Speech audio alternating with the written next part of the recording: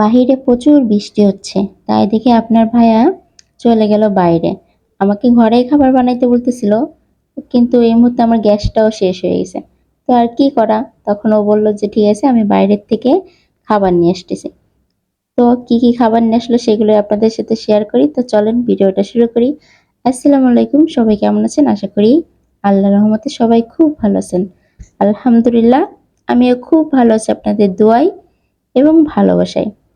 এই যে দেখেন বৃষ্টি মুড়ি ভিজে ভিজে আপনাদের ভাই আমাদের জন্য মোংলাই নিয়ে আসছে, আর তার সাথে দেখেন একটা চাটনি দিছে, চাটনিটা অনেক মজা।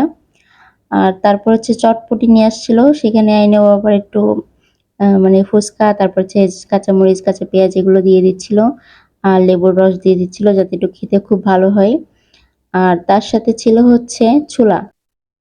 আর বৃষ্টির দিনে তো এইগুলো খাবার খাইতে খুব মজা লাগে না? আমাদেরও খুব ভালো লাগতেছিল, আরো সব খাবারগুলো গরম গরম ছিল, এত মজা ছিল। দেখছেন আপনার ভাইয়া কিন্তু এখনো ভিজে।